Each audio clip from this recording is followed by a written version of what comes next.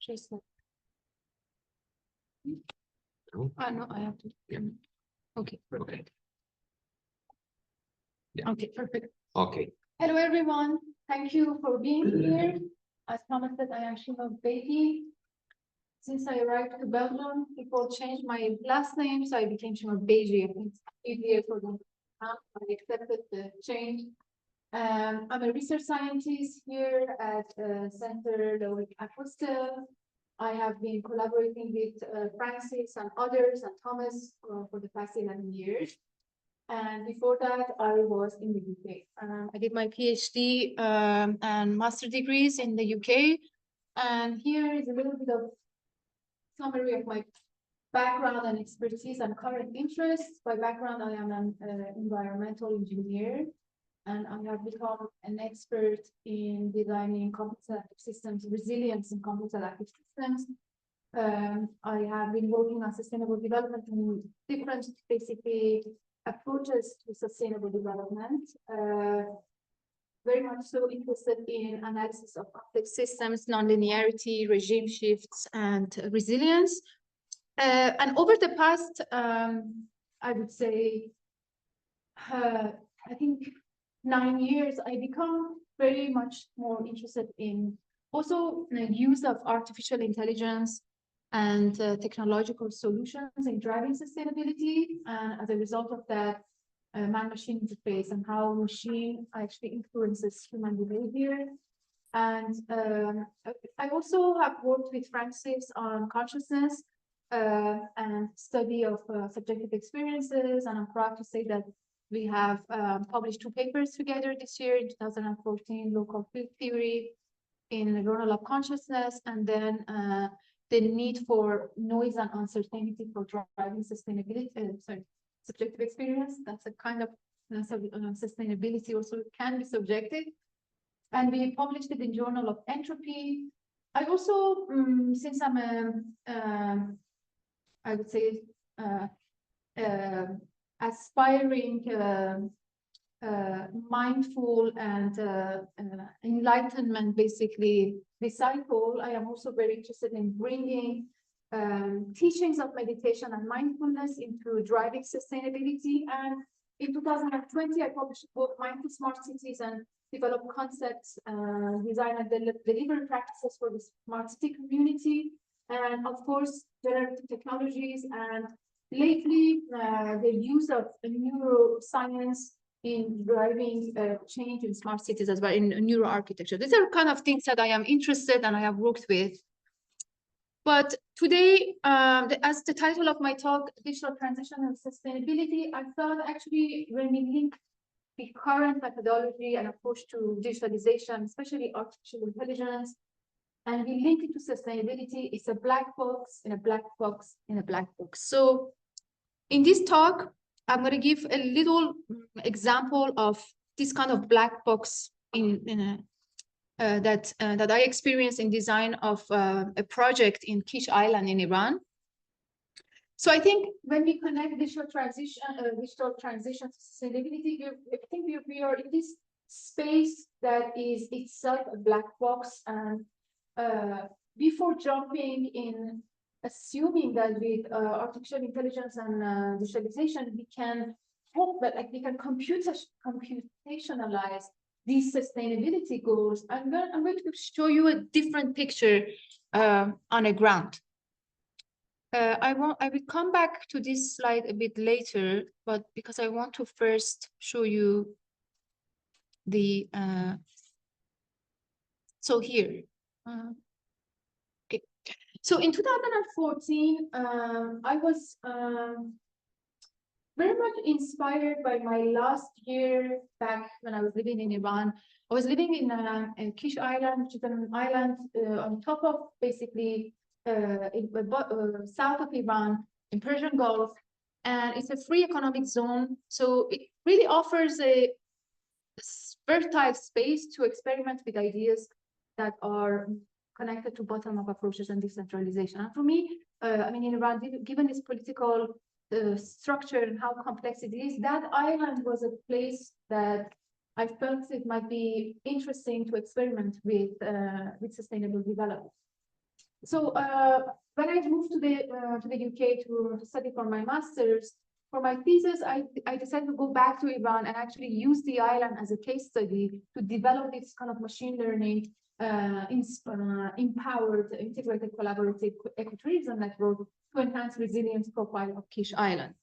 So the profile was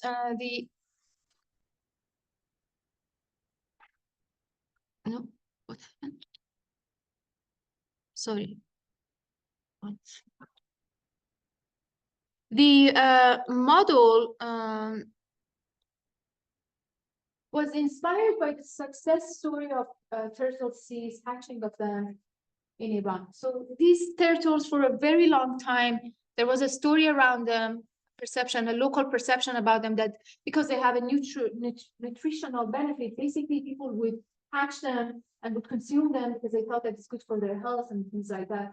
And the community, ground community on basically on this island, began to self-organize and establish little pockets of conservation in they first started in Kish Island, just another island, very small island, and then propagating to Kish Island. It becomes one of the most basically successful hatching incubator efforts in Iran. So I was very inspired by this story, and I thought, what if I can replicate the success of this hatching in coral reef? So this place, Kish Island, is very popular for its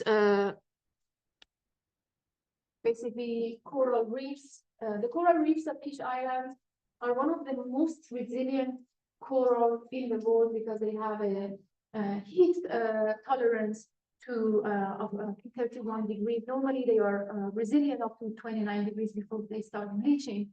So I thought that basically if we use this resilient ecosystem, it can work as some sort of like a tractor to organize people around that and change the behavior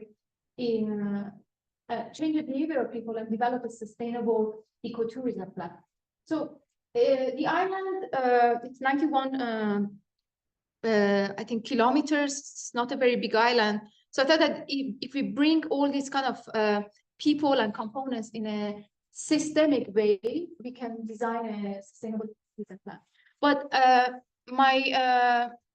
my efforts when I went to the island and interacted with the local community and later with the authorities there, really painted a different reality, that what we think about sustainability in theory most of the time with clashes with the reality of the system. And I think we get lost too much in the fragmentation of sustainability into different goals, that we miss how actually the dynamic inside the system interacts with the proposed plan. So this integrated approach really aimed to bring the interconnectivity and complexity of coupled social ecological systems into perspective and into awareness of people, and promote bottom-up, basically, platform for designing an international hub of tourism, given its geography and location and close proximity to United Arab Emirates and other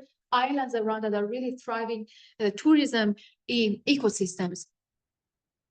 So the lesson I learned, and I really summarize this because I didn't have access to my file, and the main file that I had the design of the system, was that in order to provide a sustainability model, and especially with the use of AI and technological tools right now, what we are missing is actually the dynamics of governance model, how governance model actually hijack the potential of technology in this case, for example, using technology in service of surveillance, and how the system is actually lending itself to decentralization.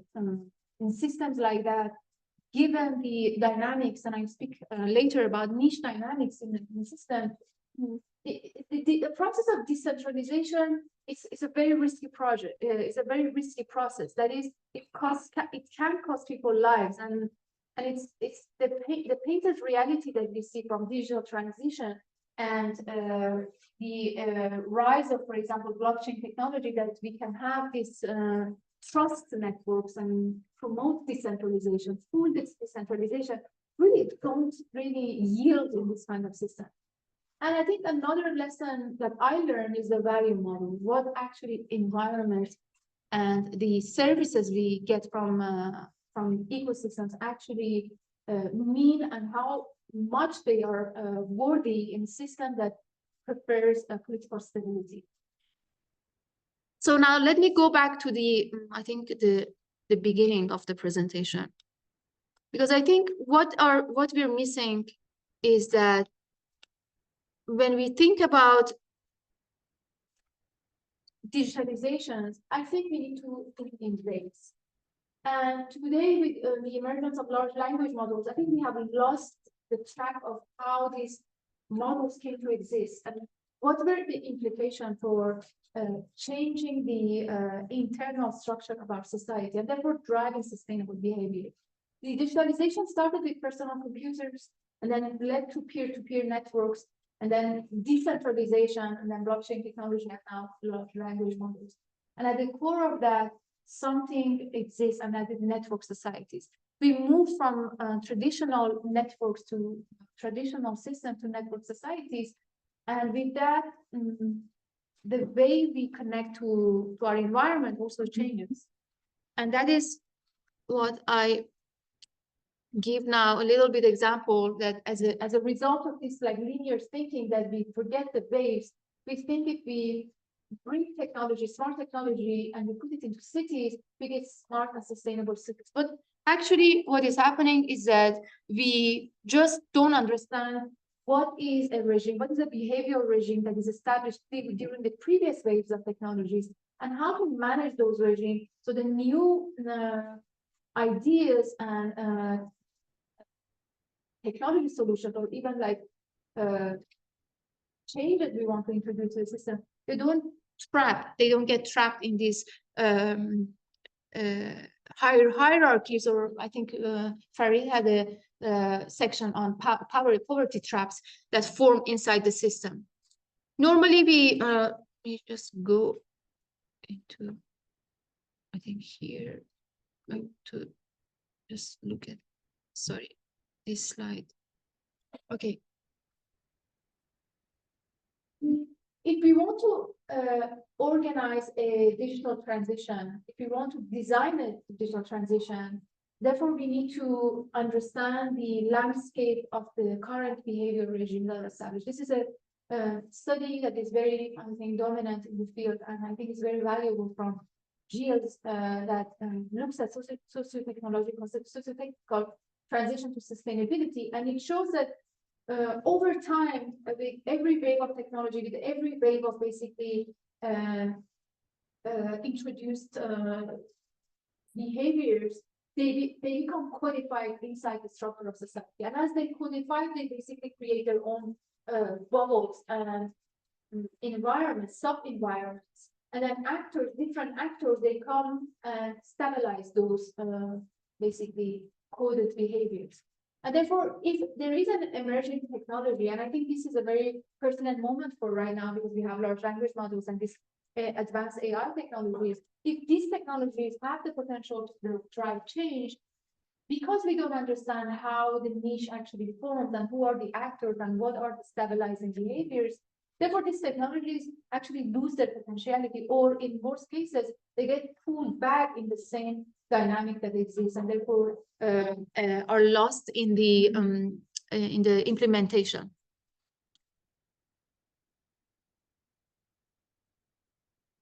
Do you mean that technologies are used for existing applications and that people therefore are not aware of what's the real model? What I mean is that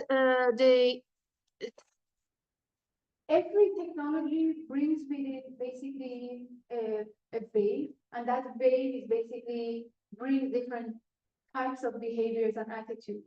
And that as the actors basically act and interact with the technology, that interaction is codified in the system.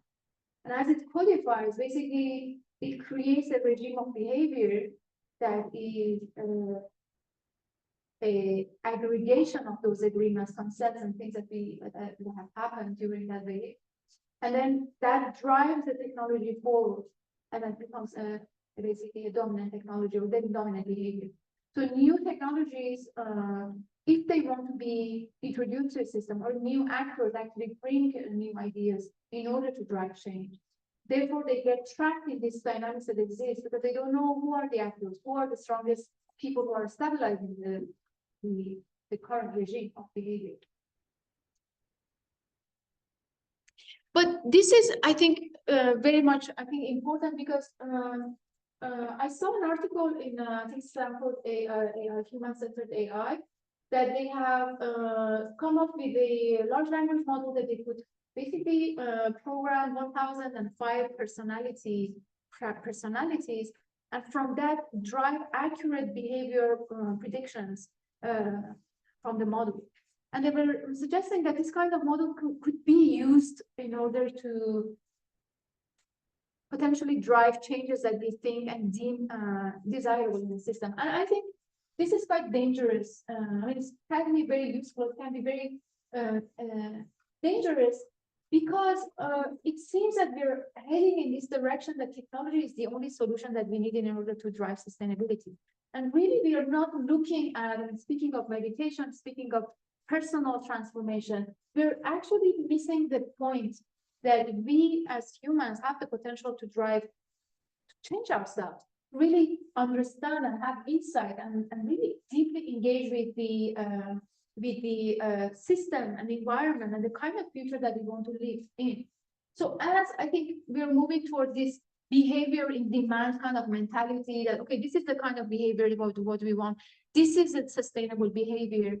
And I think with that, therefore, everything becomes artificial. Then you have an artificial mindfulness. It's just you're mindful because you're counting your calories. You're mindful because you know you will save that much tax if you do recycling, or you do you'll not get a ticket or punished for that.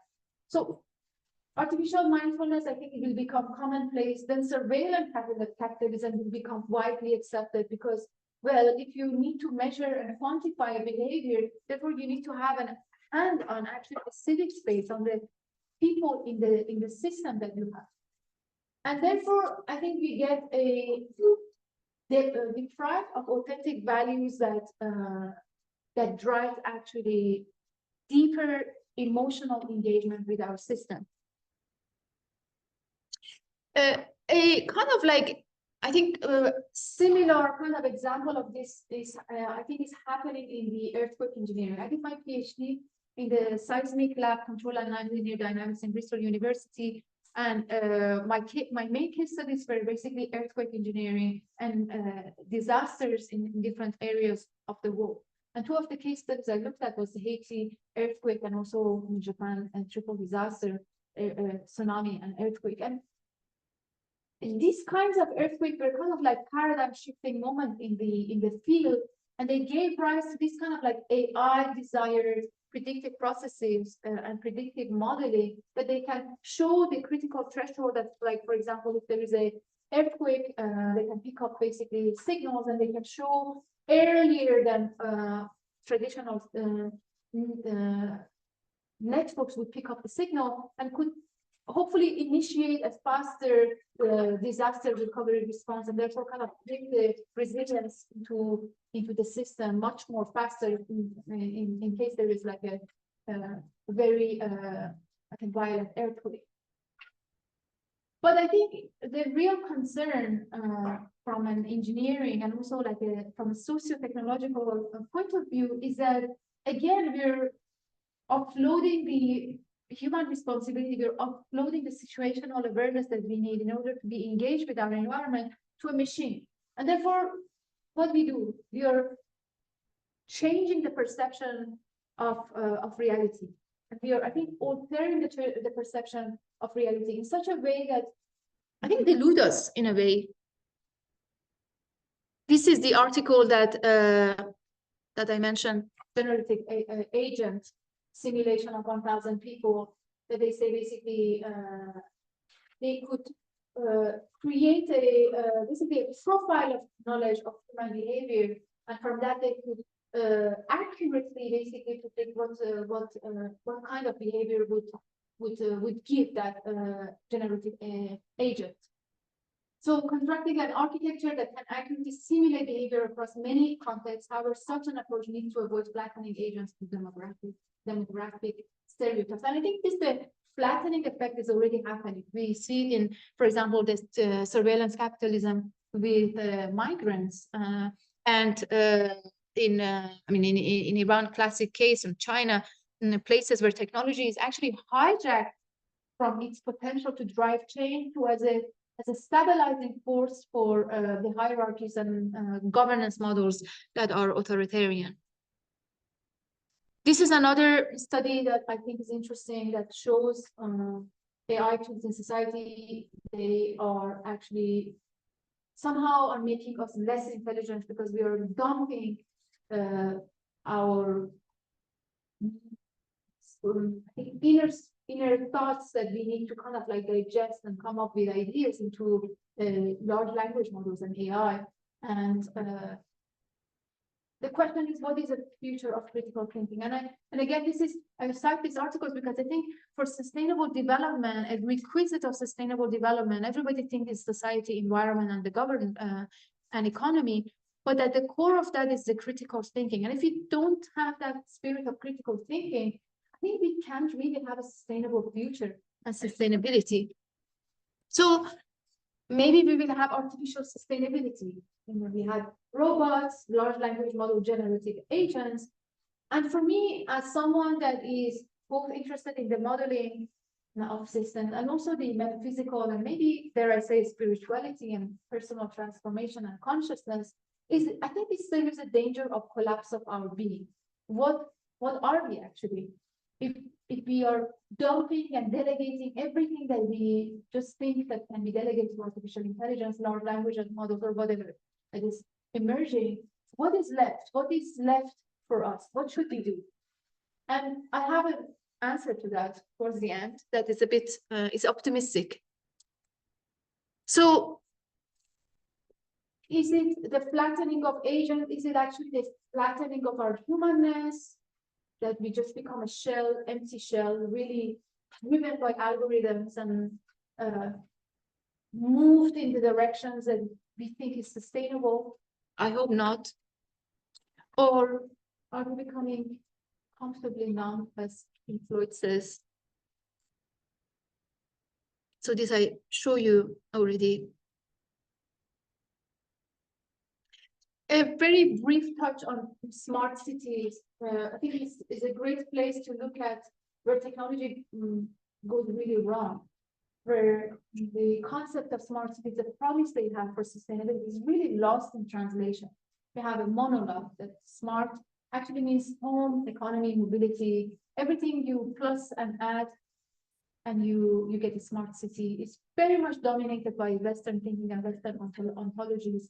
There is no consensus on what is smart. So everything basically becomes the more Internet of Things, the more technology, the more artificial intelligence, the more technology we introduce, the smarter you get. And then I think the most disastrous thing is the smart citizens. Smart citizen is somebody that is, I think it's just a citizen that doesn't have any city actually. That is a smart citizen in the current thinking, where the civic space, where the place that we actually get inspiration. If you look at the history of cities, there were places, police places that where the ideas about democracy, the ideas about transcendence, the ideas about change, the ideas of better world would be born out of this togetherness. But I think more and more these spaces are controlled and be reduced in potency for driving behavior. And as I said, we're just flattening our humans. This is another example of Shima Zuboff's work on surveillance capitalism, how it works. I just don't spend much time on this. So I don't know, how much time do I have? 5 minutes. So one of the case studies that I really feel actually touched by it is this Santa Maria de Ustula in Mexico City, where this is a group of people that they had it enough. They were being violated by gangs and cartels for such a long time, and every person in this village lost somebody. At some point, they get together, and I think they said enough is enough, and they really gave rise to, I think these are the smart citizens. These are the people who are actually touched by the reality of their lives and use technology in such a way that they could basically create a self-organizing, sustainable transition with a appropriate use of technology. I'm going to move a little bit towards the end. This is my book. Okay, I think I spent a little, maybe 1 minute in this slide.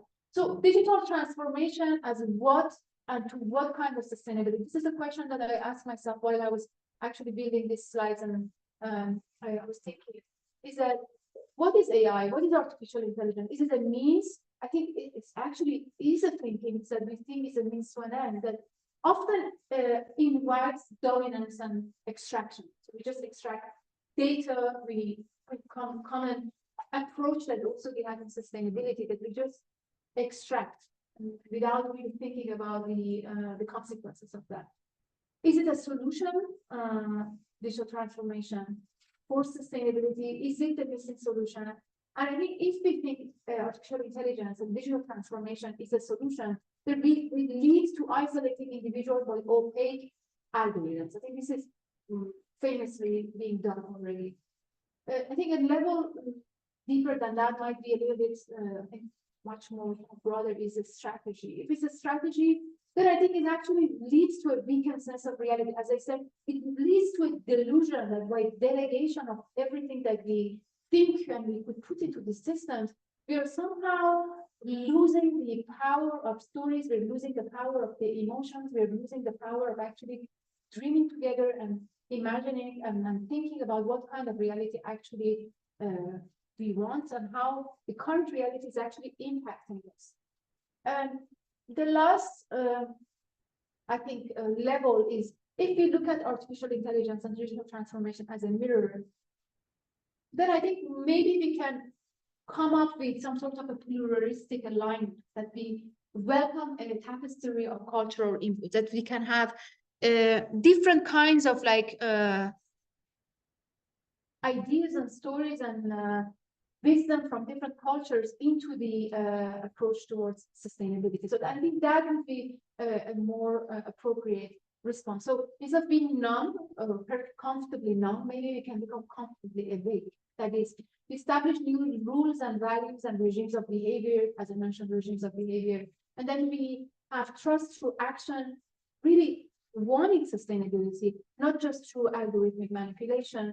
And then we also discuss what actually the shape of democracy is in this age, digital democracy.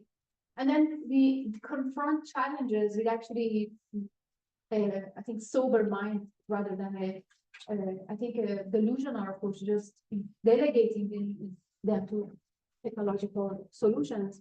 And last but not least, bringing ancient wisdoms and reservoir of knowledge that exists in all cultures to the problem space. So my question is, we have a technological singularity. My hope is that we have a consciousness singularity, that at some point we hit the this kind of like a rock bottom, and we realize maybe for sustainability we need a meditative posture. That is, we really are open enough to see the reality of our systems, and we are capable of being active actors in that problem space. So this is my latest thought, that maybe this consciousness singularity actually exists and might be emerging. So I think I want to say that for me, a digital civilization, digital transition, needs more than statistical truth that we dominantly think we need to achieve sustainability, resilience, and smartness. It needs biological truth, how these changes are affecting us, and epistemic maturity to fully awaken to its collective shadows and realize this would be unfulfilled dream. So that's it for me. I hope that it made sense. And if you have any questions, I would welcome your question. Thank you.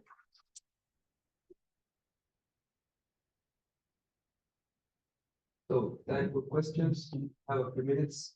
In the meantime, thank you for the slides and also sustainable transitions. I got it. So we are fine.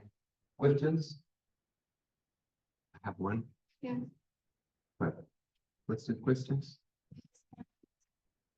Well, I agree with some of the things you said, unless with the others, I don't think that AI at the moment is actually the biggest problem. I think the problem is more like in social media technology that attracts the attention, that becomes addictive, that makes people concentrate on things that are not important. And as you say, the ancient wisdom gets lost. People are living in these virtual worlds of soap series, superhero movies, trends on TikTok, all kind of artificial worlds, not artificial intelligence, but artificial worlds that have been socially constructed, that have been used by technology, and that because of that distract people from the real world. And I think that AI, as far as I've seen up to now, the large language models are much more thoughtful than the things you read, for example, on social media.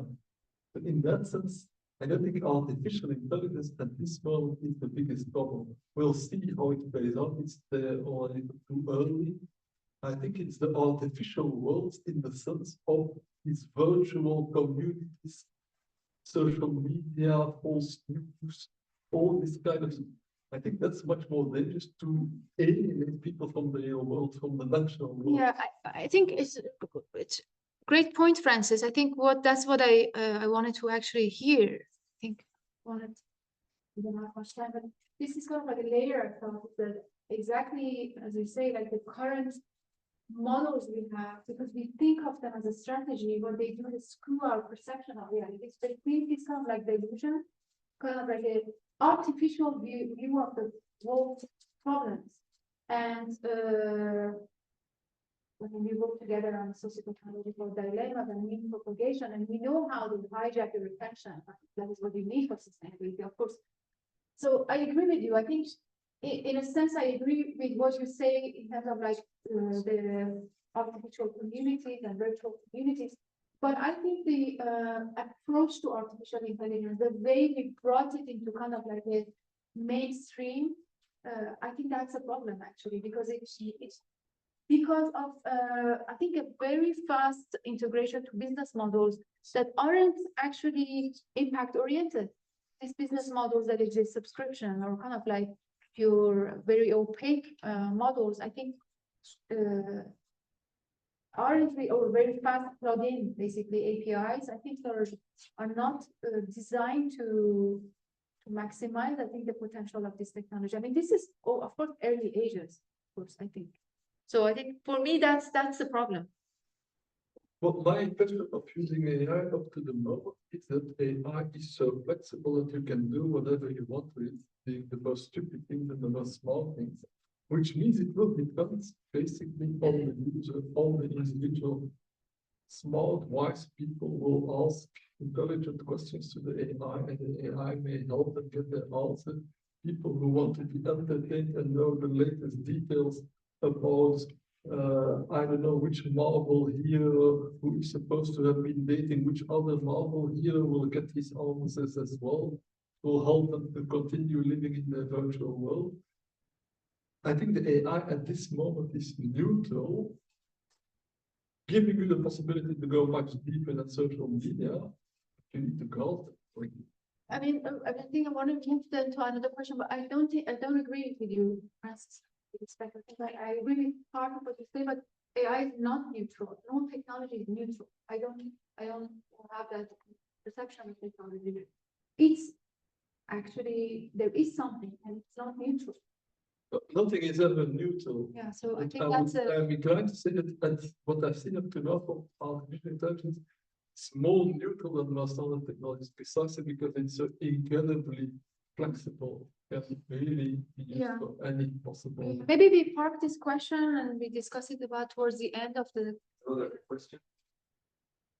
Yeah, I think like an example of the way that AI is not neutral is precisely like the explosion of its kind of its use cases and its ubiquitousness. It's like now we have this huge hammer of like of AI, and everything has become a nail that you can hit with AI. Yeah. And that's good, right? There's lots of good things about that. But we're also being led by the nose of the technologically adjacent possible, right? It's just that this thing sprung up in the last, like, usable large language model sprung up in the last few years, and suddenly the whole world is imagined in this thing. And it's not because we wanted it or that it was a good idea, it's just that it became technologically possible. And so society is being directed by just the adjacent possible, the adjacent technologically possible. That's all it's been in case. Okay, but I think that the bigger argument also is that where are the messages that are bringing us back to these other adjacent possible? No, For it's example, Fabricio joining because he has. Like the adjacent possible, like collective, you know, like the collective human endeavor, like collective, like collaboration, collective intelligence, that's collective imagination, that's not only orchestrated by technology. Like where's the messaging for us to actually come together and learn and collaborate together? Yeah, AI's interrupting. Yeah, so this what I mean is there's these other adjacent possibles that we should pay attention. I want to make that connection, which aren't AI, only AI. AI is great, but it's cool. So What I'm saying is, the problem with technologies, I think AI is less biased. It's many more opportunities. It's just to choose the good opportunities, we can all choose to go into AI and use it for completely typical goals and use it the other way as well. yeah, but it's also very atomizing, right? Like it's also forcing us to spend much more time behind our screens, not really learning social skills to engage with each other. That is true. That's true. You, if you have a perfect speaking partner in AI, you will be less inclined to speak to the person. That is true. I haven't thought about that. I think I'm very small, I say to this side, a very comment that shortcomings that I think for me, like what I'm trying, like because flattening, it's like cutting all the sharp edges out and coming up with some like perfect product out of this integration of AI into everything. I think that is for me dangerous, dangerous before, but I think that is a problematic way. But I just, if I could just or contribution. Actually, you mentioned social media. Social media stormed our life before we had already this storm of AI. So actually, people had the intention already to socialize themselves in other ways. So I don't know if it is exactly the era of AI or the AI creators, because the objective was not that. I think when they stormed the AI, it's more not about socializing or not, more about generation of knowledge, but sometimes in real way, sometimes in fake way, but it's a kind of like banalization or taking the knowledge easy. But I don't see this with a connection with socialization or social. No, Orion made a good point that if the AI can substitute for a social relationship, it will be less inclined to have social relations. On the other hand, social media have also been substituting for social relationships, and then seemingly you still have social relationships. But in reality, the relationship via social media is much more superficial than the one for face-to-face discussion with good friends. And that was the danger of social media. It masqueraded as social interaction, but this AI doesn't do that explicitly. There are some people who will probably become in love with the AI agent. That's another danger. Yeah, but maybe just go back to the consciousness singularities that now away one. Come to the Yes. I was confused by this slide because the 5 points you bring, I think, assume implicitly the existence of some social unit. Like establishing new values and regimes of behavior it implies that has to be established by somehow establishing who? Establishing into yourself or establishing as a society or like digital democracy and sustainability, it's where, at which scale, like communities, cities, the whole world. Like I didn't understand the scale at which these 5 points will have to happen, or maybe multi-scale. So I wanted you to elaborate a little bit. I mean, there is no like a hierarchy there is 1, 2, 3, No, 5. it's 5, yeah. But I think at the beginning I gave this I think slide of the niche and how these different behaviors basically stabilize in the system. My point was before really jumping into this thoughts that technology, AI, or whatever is going to bring us sustainability and really numbing ourselves, we really need to understand what is happening, the whole dynamics inside the regime that we have without bringing a new technology. And then realizing what are those behaviors, what are those codes of cognition that they don't work. Let me interrupt you because the part of the argument I want to discuss is when you say we really need to, who is we? Us. Yeah, but us in this room in academics No, I or mean, in the general everybody. public or No, that's what are you talking about? Yeah, okay, so the Because V, there's an okay, the assumption V, that you it's want to, possible that of course it group is of people possible. I think against- it's possible. Yeah. Doesn't like it. Who is we? Yeah. We is you, we is me, we is here. Yeah. We So is far, an AI developer. All the stake, maybe I clarify, we as stakeholders, who are the stakeholders? You're a stakeholder, I am. They, I think the Silicon Valley guys are stakeholders, obviously. So for me, like the new values and regimes of behavior, it's collectively. I think the collective of society. If you want to bring that AI and sustainability in Brussels and in Belgium or whatever, I think Brussels is a kind of like a shorter, kind of like smaller case, is that we as people in Brussels. So it's political. It's obviously it's a political. I mean, Yeah, I wanted thought just to see if it's philosophical or No, political or psychological. I think it's maybe political. things. Call it Yeah. something called spiritual. It's more. I think Yeah. everything is political. I mean, if you think that nothing is, I mean, you can't take politics out. But you can, like, I think I read the slide about mangroves, they did this study, but they let it to see the political system decipher it. Yeah. But very, how to bring that system? But yeah. No, this I understand. It's just that I didn't hear any political dimension in your discourse. It was more like an analysis, but if it's, I mean, maybe for you it's trivial, but I think it's very important that we realize that all these discussions are not solved in a workshop, in an academic work. These are things China. I was a master's student.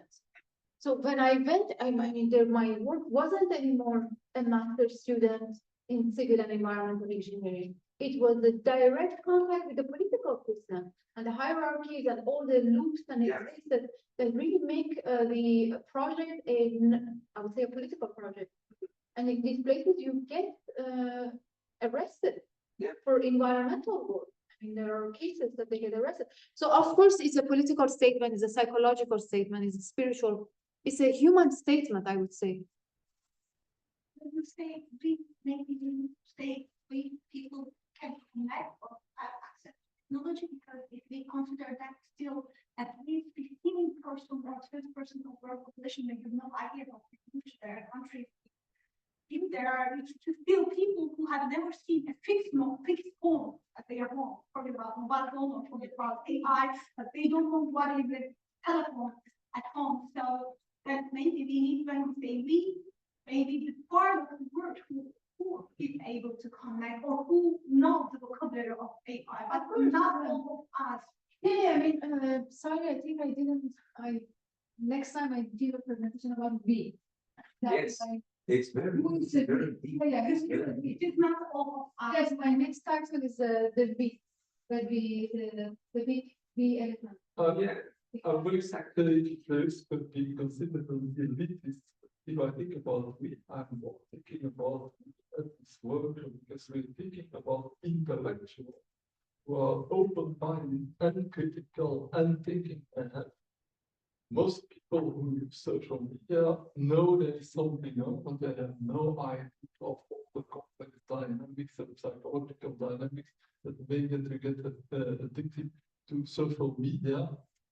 If you ask those people what they think about AI, you will get the most diverse ideas that will be all contradictory. You first need to understand the very philosophical, scientific level. What is this AI going to do? Because it will be an absolutely radical transformation, something that can think as small as a person, that can answer practically any question. The we, in this case, will be the academics who are at the forefront of this discovery. You have to understand how these AI systems work. What could they do? What could they potentially do?